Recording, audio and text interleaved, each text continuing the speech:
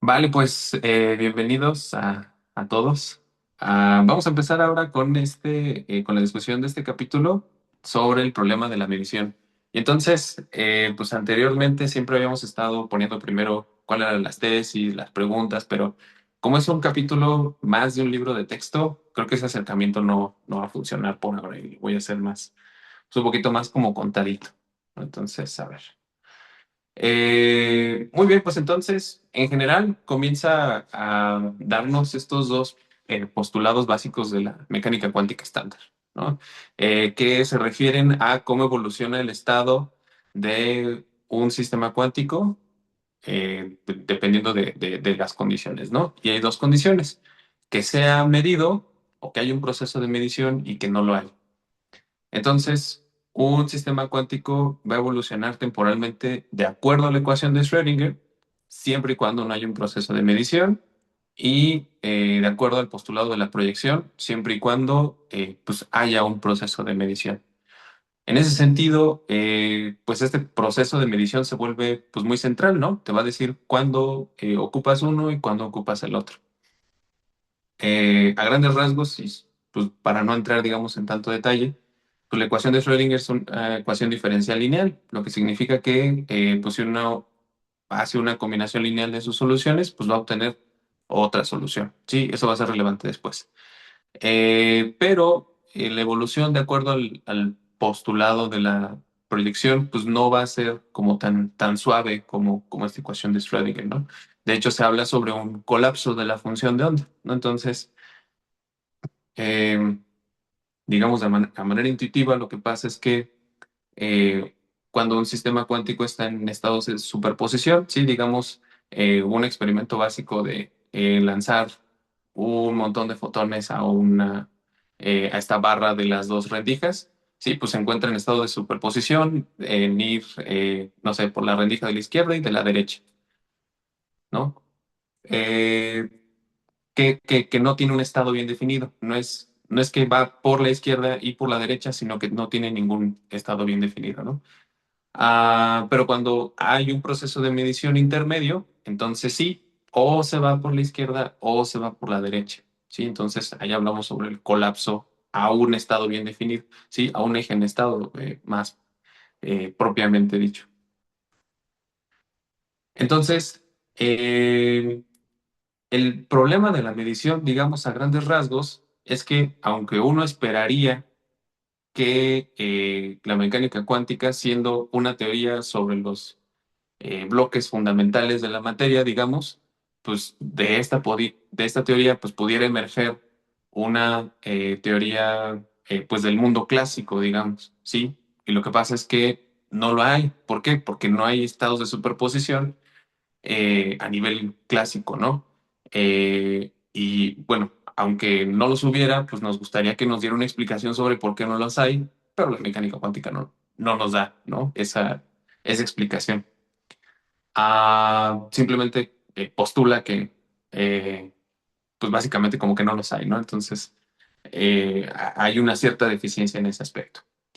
Muy bien, ahora pues nos va a presentar un modelito muy sencillo sobre por qué falla la mecánica cuántica estándar para dar cuenta de pues este proceso de medición. Sí, entonces dice, bueno, vamos a poner un sistema cuántico encerrado en una cajita, que es este psi de acá, y vamos a poner pues un medidor, ¿sí? Este medidor pues va a tener un apuntador que va a tener pues diferentes estados, ¿no? Que va desde el Y1 hasta el YN, ¿sí? Entonces, por ejemplo, si el sistema está en el estado psi n, pues el apuntador me tiene que dar el YN, ¿sí? Entonces, pues aquí se construye un modelito muy básico. Dice, pues digamos que, por ejemplo, el estado del apuntador sea este phi de y, que pues básicamente es una gaussiana alrededor de un estado inicial y0,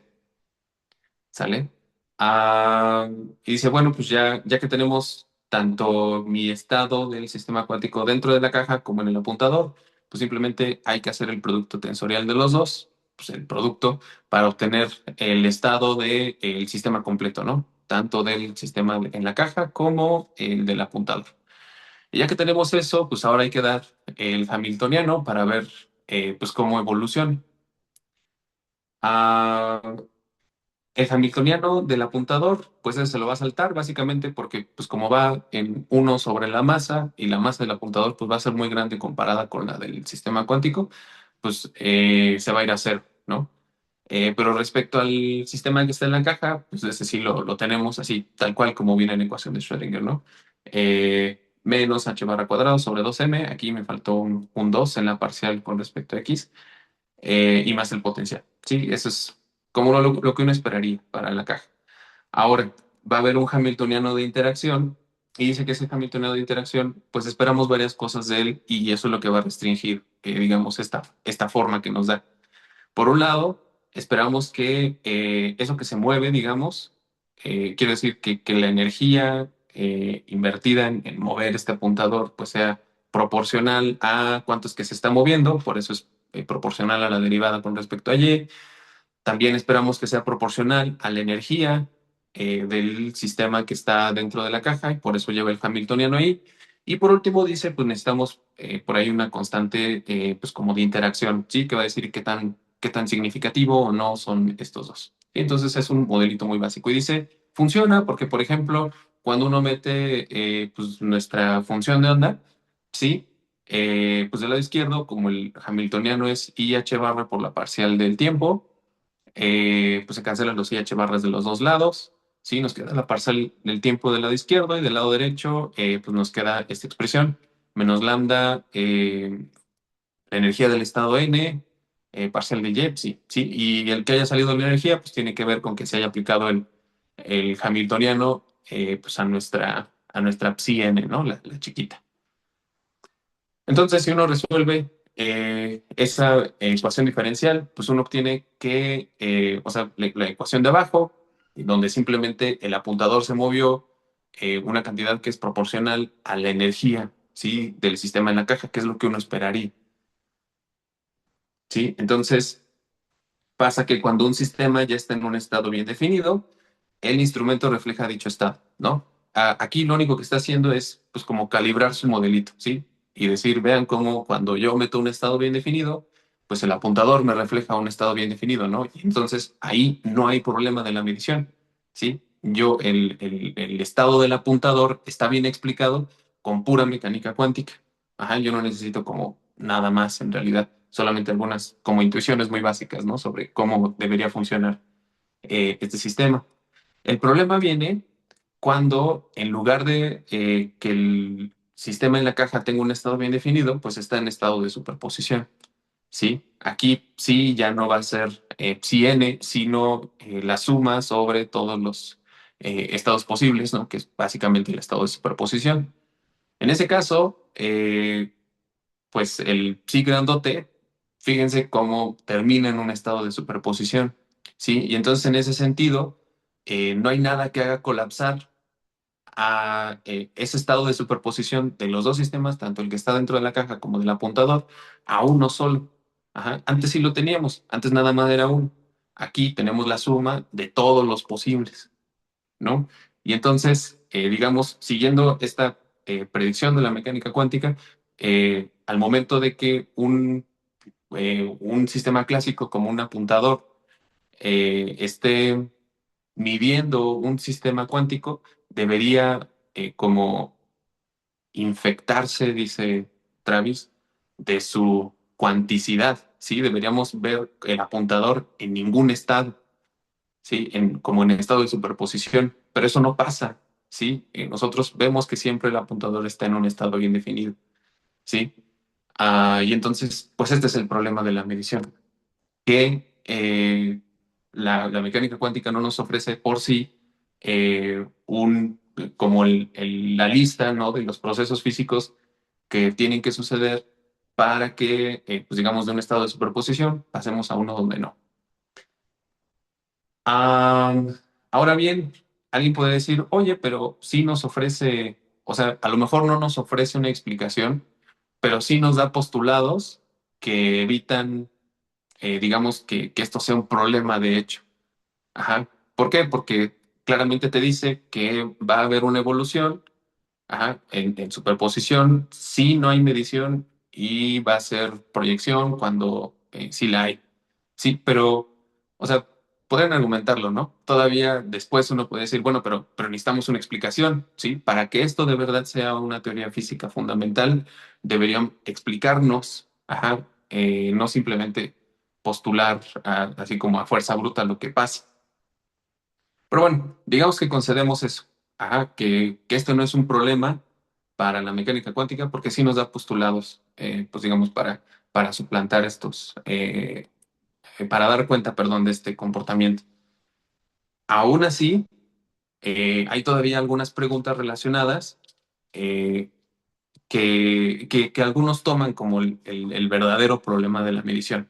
Sí, pero aquí, digamos, creo que digamos, la moraleja aquí es que no hay un problema de la medición, sino varios problemas de la medición, ¿no? Entonces, uno de esos problemas es, bueno, tú me dices que una cosa va a ser una cosa cuando hay medición y otra cuando no lo hay.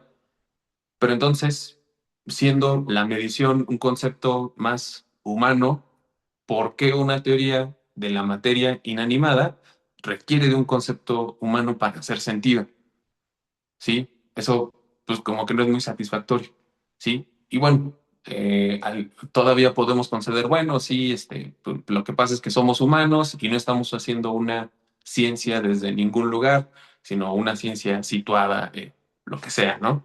Digamos que concedemos eso. Ah, bueno, todavía después hay que responder al problema sobre cuáles son los procesos físicos que constituyen la medición de un sistema cuántico. O sea, cuáles son los sistemas, los procesos físicos, perdón, los mecanismos que hacen que un sistema cuántico en superposición colapse. ¿Sí? Muy bien, entonces ese es un problema. Ahora, eh, otro problema relacionado es que si nos, digamos que no nos dan estos mecanismos físicos que hacen la medición. En ese caso, obtenemos una conclusión muy contraintuitiva, ¿sí? Y es que las partes del universo que no hayan sido observadas por un agente humano, pues no tendrían estados bien definidos, ¿sí? Es decir, como como para que un sistema cuántico adquiera un estado bien definido se requiere una medición, pues entonces como que desde el inicio del universo los sistemas estarían como entrelazados y en superposición. O sea, no tendrían un estado bien definido, pero eso es muy raro, ¿no? O sea, como por qué necesitaría eh, y un humano ir a observar para que las cosas adquieran un estado bien definido. Es una conclusión que por lo menos ah, no es muy bien recibida, ¿no? Ah, sí, y entonces un problema relacionado, pues es que, o otra forma, digamos, de ver el problema de la medición es que es verlo como el fallo de la teoría, la mecánica cuántica estándar para describir eh, el universo de una manera coherente, unificada, etcétera. El tipo de cosas que uno esperaría de una teoría fundamental de la física, ¿no? Am, para resolverlo, pues lo que se ha intentado, por lo menos hacer una breve discusión sobre qué es lo que pasó, digamos, con las primeras personas que notaron este problema de la medición, que fueron, pues básicamente Einstein y Schrödinger, ¿no? Entonces, a partir del problema de la medición, uno diría, bueno, pues es que lo que pasa es que la mecánica cuántica estándar no nos está dando una versión, una representación fiel en el sentido de completa, ajá, no está agarrando todas las variables relevantes y por eso pues tiene que postular como a fuerza bruta lo que pasa. ¿Sí? Esa sería pues, una orientación como de variables ocultas y uno, digamos, de sus máximos exponentes pues es Einstein. Am, Otra manera, ajá, de irse es que pues sí, este estado de superposición no es una característica de los sistemas cuánticos, de hecho, sino es una característica de cómo este formalismo matemático está representando, ¿sí? Es decir, como que no existe de hecho el estado de superposición, sino es un artefacto matemático. Y en ese sentido, pues lo que la teoría cuántica está describiendo no son estos sistemas cuánticos, sino nuestro estado de conocimiento sobre esos sistemas cuánticos que después de la medición pues se actualiza, ¿no? Pero no está hablando sobre, quiero decir, la, la función de onda no está hablando sobre algo ahí, sino sobre como nuestro estado de conocimiento sobre un ensamble estadístico, ¿no? Estas dos posiciones tienen problemas, sin embargo, la de la ignorancia, por ejemplo, en tanto que, pues sí hay estado de superposición, ¿no? Si no lo hubiera, sería muy raro que hubiera patrones de interferencia, en este ejemplo, por ejemplo, de las dos rendijas, ¿no? Ah, y por otro lado, ah, si uno, acá en aquí está. Sí, en esta ecuación de acá arriba de psi de x, y y t, si uno agregara una función con una variable más, pues eso no resuelve el problema, ¿no? De hecho, las variables que uno vaya agregando se van infectando, ajá, como de la cuanticidad, de la superposición, de la incertidumbre, ¿no? Dice Norsen sobre de los sistemas cuánticos.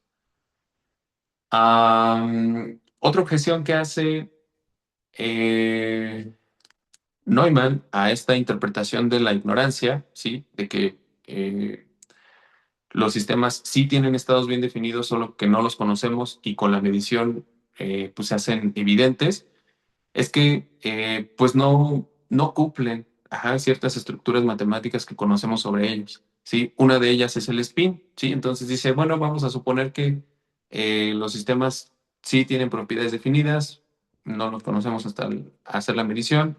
En ese caso, una partícula tendría spin bien definido en tres direcciones, x, y n, ¿sí? Que está en el plano de xz con una angulación de 45 grados. Pues por contradicción, eso no podría ser porque sabemos que estas propiedades deberían de cumplir esta ecuación, ¿sí? Que el spin en la dirección n sea 1 en raíz de 2 por la suma de el spin en x y en y, ¿no? Entonces, no puedes asignar uno o menos uno a las tres al mismo tiempo, ¿sí? Siempre va a haber una que te quede pues como mal, ¿no? En particular esta DSN. Pero dice Norsen, por cierto, que es una mala objeción porque la suposición de fondo es que estas teorías de variables ocultas tengan exactamente las mismas propiedades estructurales matemáticas, ¿no? Y pues no pasa así, ¿sí? Es un poquito más complejo, por eso esta objeción pues no cala tan hondo, ¿no? Y pues ya, sí, eso es básicamente el resumen sobre el capítulo sobre el problema de la medición.